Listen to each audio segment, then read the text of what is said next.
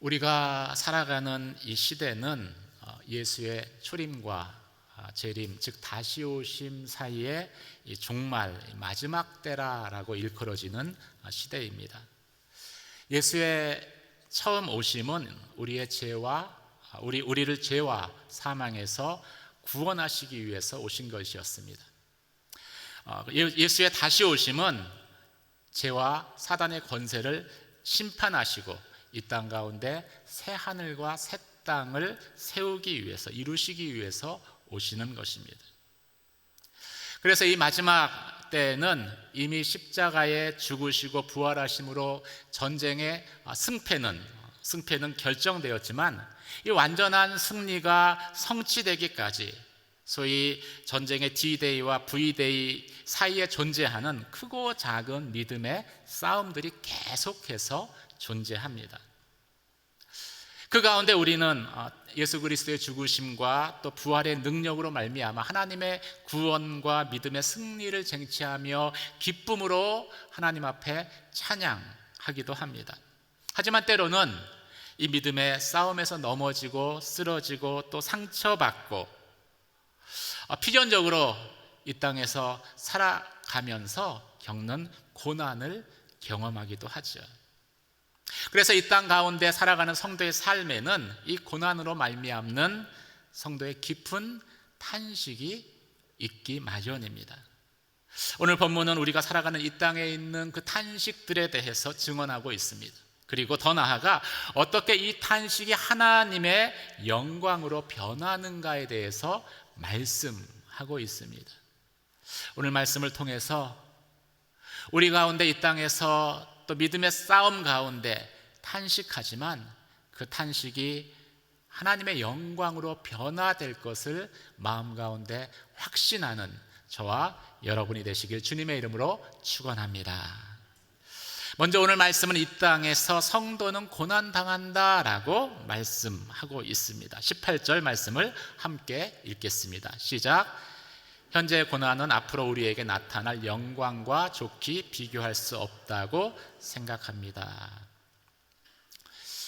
성경은 영접하는 자 곧 그 이름을 믿는 자들이 하나님의 자녀가 되었다라고 말씀하고 있습니다.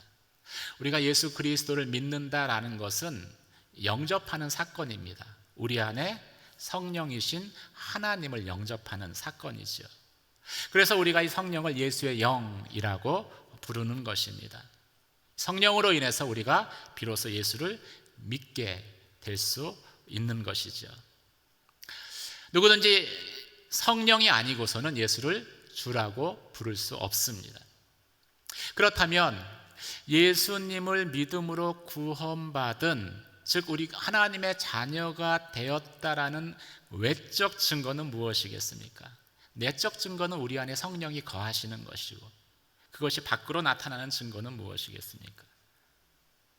오늘 본문의 말씀은 고난에 대한 우리의 생각이 바뀌는 것이다 라고 말씀하고 있습니다. 성도는 고난을 단지 고통스러운 현실로만 보는 것이 아니라 영원한 하늘나라의 영광과 연관지어 생각하게 된다라는 것이죠. 왜 그렇게 생각하겠습니까? 그 이유는 우리가 하나님의 자녀됨으로 인해서 하나님의 하늘나라의 상속자가 되었기 때문일 것입니다. 상속자가 되었다라는 것은 하늘의 영광도 우리에게 주어지지만 고난도 함께 받는 것을 의미하기 때문인 것이지요. 예수님의 삶을 보면 우리가 그 사실을 너무나 분명하게 확인할 수 있습니다. 예수님도 영광을 얻으시기 전에 이 땅에서 고난을 당하셨기 때문입니다. No cross, no crown. 영어 속담에 이런 말이 있습니다. 고난이 없는 영광은 없다라는 것이죠. 예수님에게 십자가의 고난이 없었다면 부활 이후의 영광도 얻지 못했을 것이다 라고 말씀하고 있는 것입니다. 따라서 동일하게 예수 그리스도와 연합된 우리들도, 성도들도 이 땅에서는 예수님처럼 고난을 당하게 되는 것입니다. 그런데 오늘 본문에서 말씀하고 있는 것은 무엇입니까? 예수님이 지신 그 십자가의 고난은 예수께서 얻게 될 부활의 영광과 좋게 비교할 수 없는 것이다 라고 선언하고 있습니다. 그래서 예수 그리스도를 믿는 사람, 즉 성령 받은 사람은 하나님 나라를 위해서 받는 고난을 더 이상 고통으로 생각하지 않는다라는 것이죠. 사랑하는 성도 여러분, 성령 받은 그리스도인은 고난을 두려워하지 않습니다. 더 나아가서 성령 받은 그리스도인은 고난을 겪을 때 오히려 기뻐할 수 있습니다. 왜 그렇습니까? 고난을 통해서 상상할 수 없는 영광이 영원한 하나님의 나라에서 우리에게 주어질 것이기 때문입니다. 고난이 없으면 영광도 없습니다. 어쩌면 이 시대를 살아가는 우리의 위기는 성도로서 받는 고난이 사라졌다는 데 있는지도 모르겠습니다.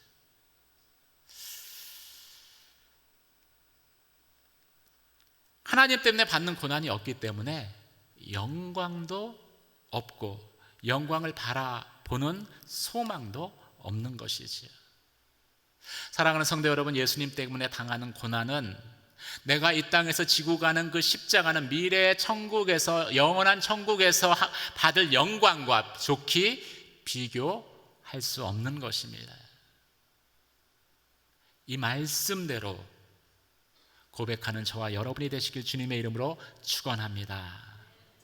우리가 진짜 두려워할 것은 이 땅에서 당하는 고난이 아닙니다. 오히려 고난 없이 믿음의 삶을 사는 것이 진짜 우리가 두려워해야 하는 것이지요. 우리는 모두 우리 안에 성령이 거하시는 구원받은 성도들입니다. 이 땅에서 예수님 때문에 당하는 그 고난을 더 이상 두려워하는 것이 아니라 고난을 통해서 얻게 될 그 하나님의 영광을 생각함으로 고난 가운데에도 감사하며 기뻐하며 주님 앞에 예배하는 저와 여러분이 되시길 주님의 이름으로 축원합니다. 오늘 본문은 또 두 번째로 이 땅에서 고난 당할 때 모든 존재는 탄식한다라고 말씀하고 있습니다. 19절에서 23절까지 말씀을 함께 보도록 하겠습니다. 함께 읽겠습니다. 시작. 피조물은 하나님의 아들들이 나타나기를 고대하고 있습니다. 피조물이 허무한데 굴복하게 된 것은 자신의 뜻이 아니라 오직 굴복하게 하시는 분으로 인한 것입니다. 그러나 피조물도 소망 가운데 있으니 이는 피조물 자신도 썩어짐의 종노릇하는 데서 벗어나 하나님의 자녀가 누릴 영광의 자유에 이를 것이기 때문입니다. 우리는 모든 피조물이 지금까지 함께 탄식하며 함께 해산의 고통을 겪고 있다는 것을 알고 있습니다. 그뿐 아니라 또한 성령의 첫 열매를 가진 우리조차도 속으로 탄식하며 양자됨, 곧 우리 몸의 구속을 기다리고 있습니다. 이 땅에서 당하는 고난 가운데 성도는 탄식하는 존재입니다. 그런데 오늘 본문은 우리들뿐만이 아니라, 성도들뿐만이 아니라 하나님이 지으신 피조 세계도 탄식하고 있다라고 말씀하고 있습니다. 그 이유가 무엇입니까? 인간의 타락과 죄로 인해서 이 땅도 저주받았기 때문이죠. 아담이 하나님께 불순종하여 범죄함으로 인해서 이 피조 세계도 하나님의 저주 가운데 놓이게 되었고, 인간의 그 타락과 죄로 인해서 우리도 고통당하지만 이 피조된 세상도 고통과 절망을 경험하기 때문입니다. 이제 완연한 가을이 됐는데 제가 이 양지 캠퍼스에서 가을 하늘을 보면은 얼마나 푸르고 아름다운지 모르겠어요. 근데 우리가 바라보는 하늘이 항상 푸르고 아름다운 것은 아닙니다. 모든 곳에서 푸르고 아름다운 하늘만 보이는 것은 아닙니다. 제가 이제 서울에 이제 사역을 할 때 가끔 하늘을 보면은 하늘이 온통 잿빛이에요. 회색빛입니다. 스모그와 매연 이런 것들로 온통 오염됐기 때문이죠. 이처럼 인간의 이기심과 탐욕으로 인해서 자연은 계속해서 파괴되고 있습니다. 오존층이 파괴되고 있고, 그것으로 인해서 지구온난화가 진행되고 있고, 또 지구온난화로 인해서 기상이변이 속출하고 있습니다. 그런데도 인간은 죄를 짓는 것을 멈추지 않습니다. 그러면 이 땅도 고통할 수밖에 없는 거예요. 그리고 창세기에 하나님이 말씀하신 것처럼 고통 가운데 가시와 엉겅퀴를 인간들에게 내뱉을 수밖에 없는 것이죠. 오존층이 깨지고 또 빙하들이 녹아내리면서 해수면이 올라가고 인간의 생존을 위협할 수밖에 없게 되는 것입니다. 지구촌 곳곳에서 기상이변이 일어나고 홍수와 지진이 올해만도 여러 곳에서 일어나서 많은 사람들이 귀한 생명을 잃어버렸습니다. 차원의 보고인 바다는 미세 플라스틱으로 인해서 섬을 잃어 떠다니고 있고, 이것들을 먹은 물고기와 새들은 폐사당하고 있습니다. 그리고 여러 단계를 거쳐서 결국 이것들이 우리들의 밥상으로 다시 돌아옵니다. 그리고 우리 몸도 서서히 병들어 가는 것이죠. 그럼에도 이 피조 세계는 하나님께서 아담에게 다스리는 권세를 주셨기 때문에 인간이 하는 모든 것들을 그대로 받을 수밖에 없는 거예요. 그래서 고통 가운데 탄식하고 있다라고 말씀하고 있는 것입니다. 이 신음하는 피조 세계조차도 그래서 하나님의 아들들을 기다립니다. 우리의 이기심과 탐심이 빚어낸 그 무분별한 환경 파괴, 자연 훼손을 회개하면서 다시 하나님의 자녀들을 통해서 이루어질 이 땅의 회복, 창조 때에 하나님이 지으신 아름다운 자연으로 회복되기를 기다리고 있는 것이지.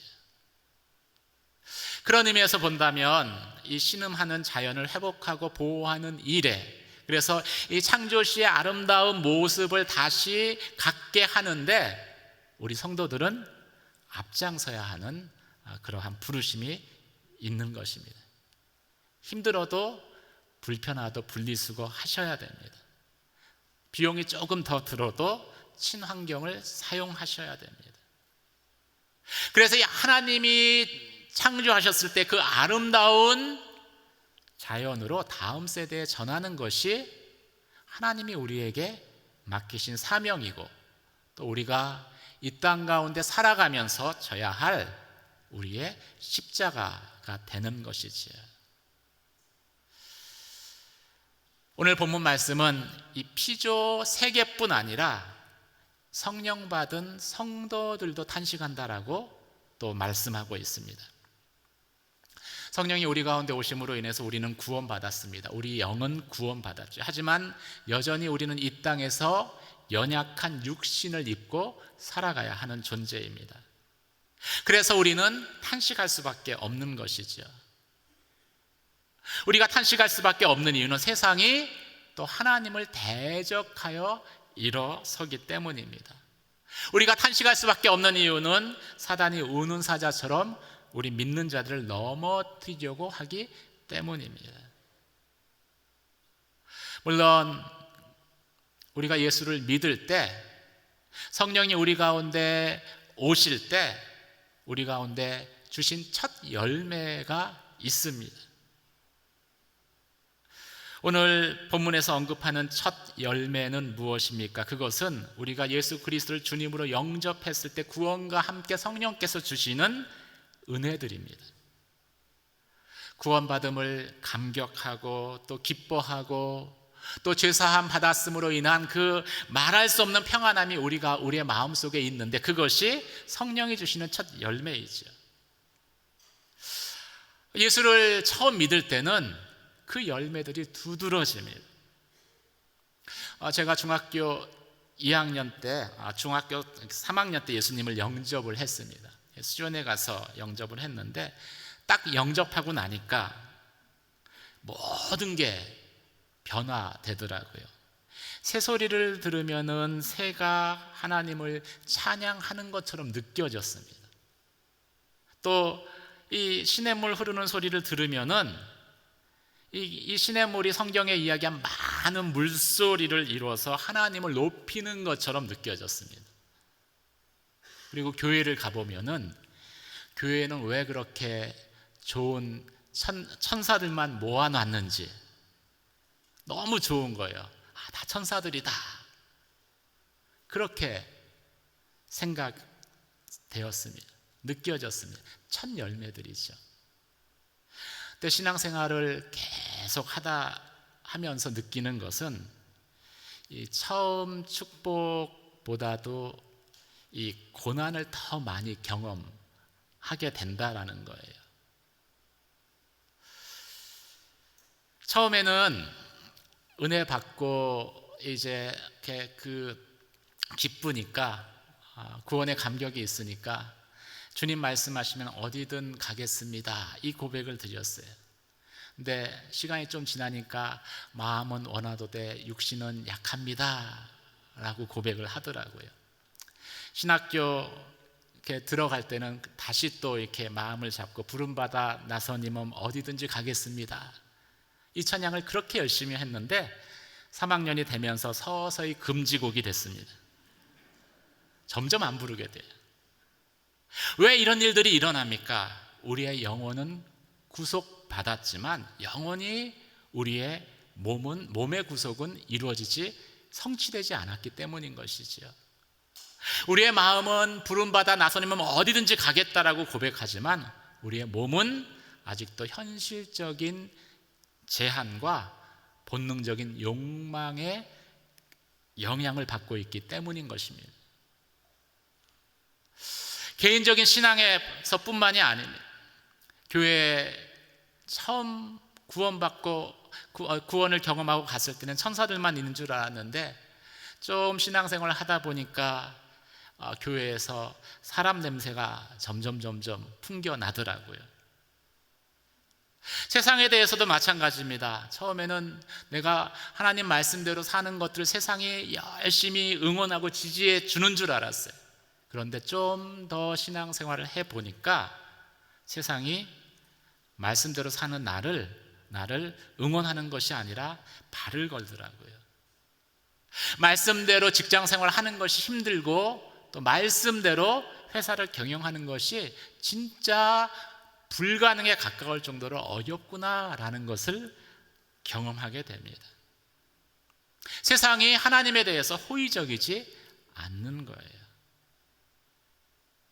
요한복음 16장의 말씀, 너희가 세상에서는 환난을 당할 것이다 라는 말씀이 왜 예수님께서 그 말씀을 하셨는지 비로소 이해가 되어지는 것이지요.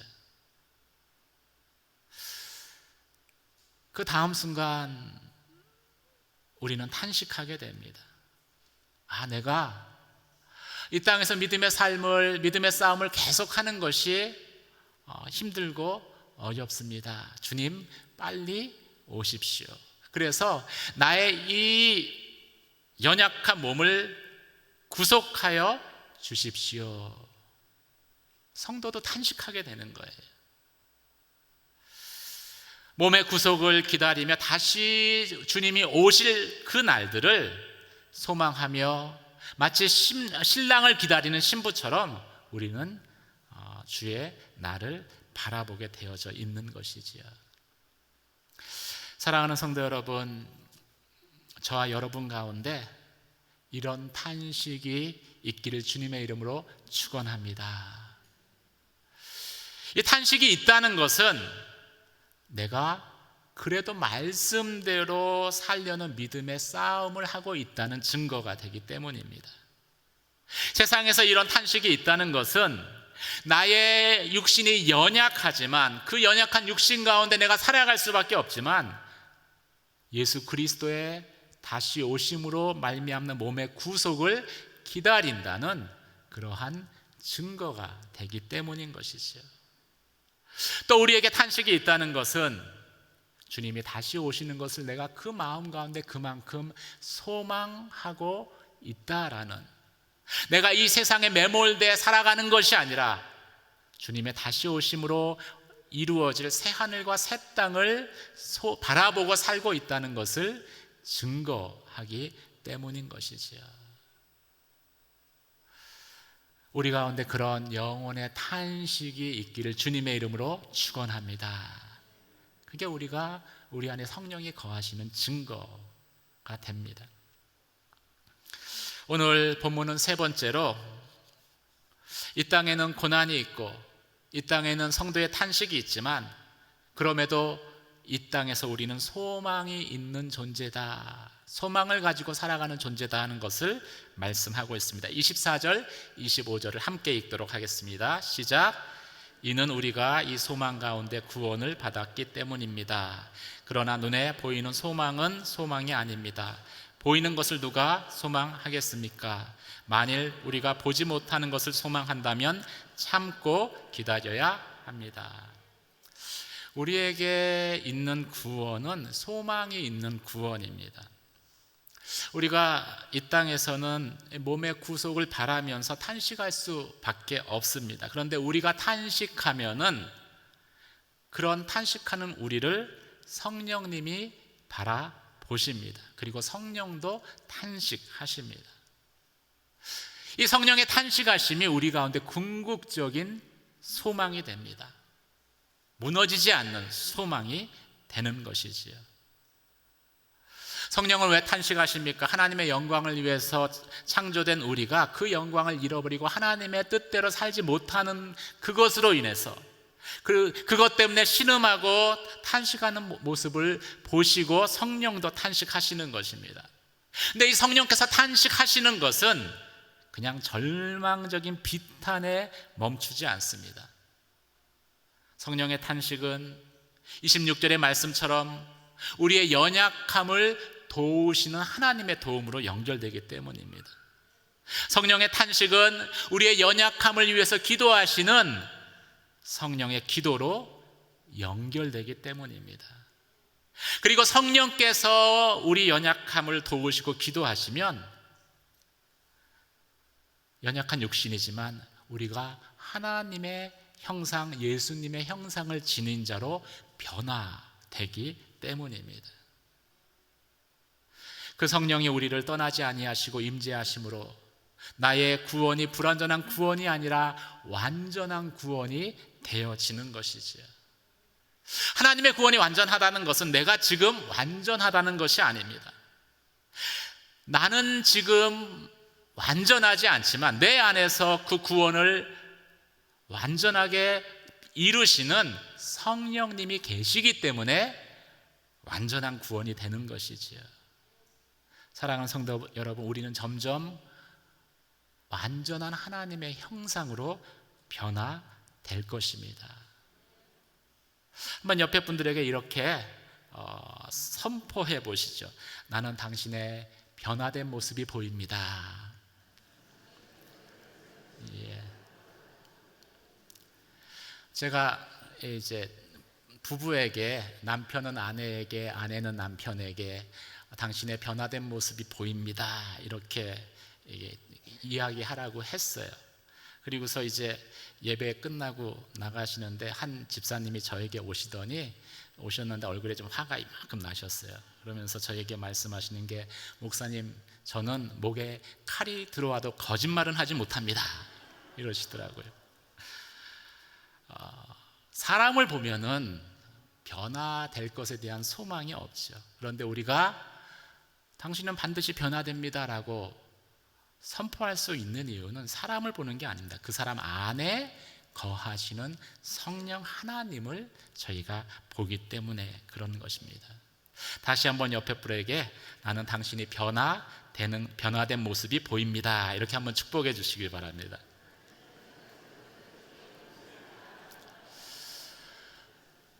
옆에 사람에게도 이렇게 선포해야 되지만 사실은 자기 자신에게 가장 먼저 이 선포를 해야 됩니다.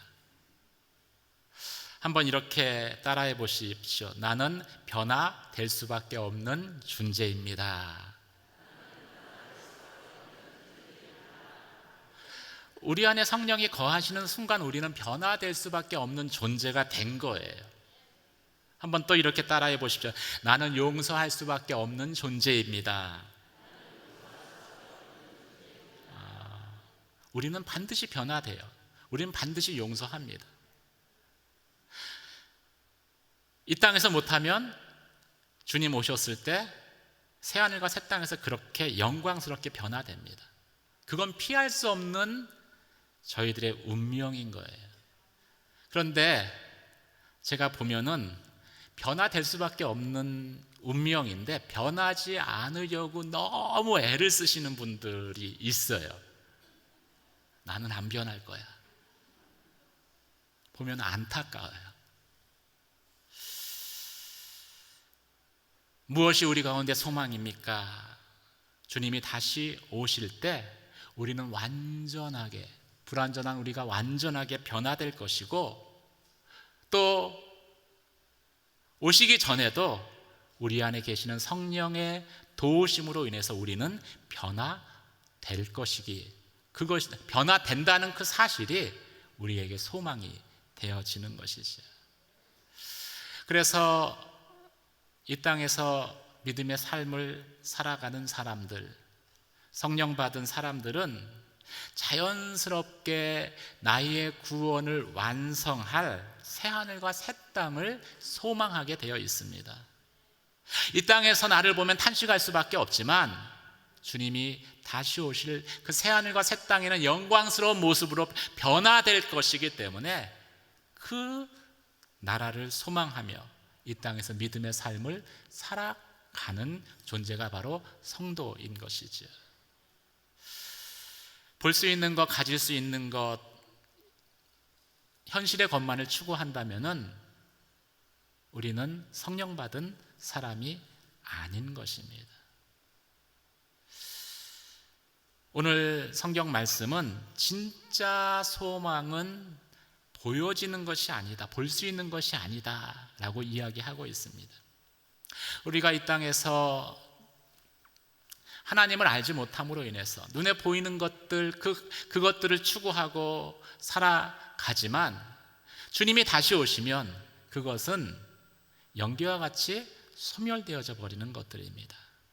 주님이 다시 오시고 새하늘과 새 땅이 임해도 영원히 남는 것들은 그것은 눈에 보여지는 것이 아니죠. 사랑하는 성도 여러분, 진짜 우리 안에 참 소망, 그 소망을 주님이 다시 오심으로 인해서 이 땅에 이루어질 새 하늘과 새 땅의 것들로 삼는 저와 여러분이 되시길 주님의 이름으로 축원합니다. 그것만 영원한 가치를 지니는 거예요. 그 믿음의 고백이 있는 사람은 주님이 다시 오심을 마음 가운데 소망합니다. 그리고 주님의 오심으로 인해서 세상의 모든 악의 심판이 끝나고 하나님께서 우리 가운데 영원히 주시는 그 영광을 바라보며 살아가는 것이지요. 성경이 기록될 당시에 그 초대교회 성도들은 많은 환난과 핍박을 당했습니다. 그 환난과 핍박 가운데에도 그 믿음을 포기하지 않을 수 있었던 것은 현재의 고난보다도 미래의 영광을 그 마음 가운데 더 소망했기 때문입니다. 더 확신했기 때문인 것이죠. 그런 성도들의 고백이 무엇입니까? 아멘, 주 예수여 어서 오시옵소서. 이 땅에 주님 다시 오셔서 이 땅 가운데 죄와 악을 심판하시고 하나님의 나라와 또 새 하늘과 새 땅을 이 땅 가운데 이루시고 이 땅에서 신음할 수밖에 없는 나를 온전히 구속하여 주시옵소서. 그 분명한 확신을 가지고 고난의 현실이지만 믿음에 인내하는 삶을 살아갈 수 있었던 것입니다. 환난은 인내는 연다는 소망을 이루기 위함입니다. 소망이 확실하면 확실할수록 고난 가운데에서도 인내할 수 있는 믿음의 능력을 갖게 됩니다. 사랑하는 성도 여러분, 우리 가운데 주님의 다시 오심으로 이 땅 가운데 이루어질 그 우리 몸의 구속을 확신하며 믿음의 인내를 계속하는 저와 여러분이 되시길 주님의 이름으로 축원합니다. 너희가 이 세상에서는 고난 당할 것이다. 그러나 담대하라, 내가 세상을 이기었노라.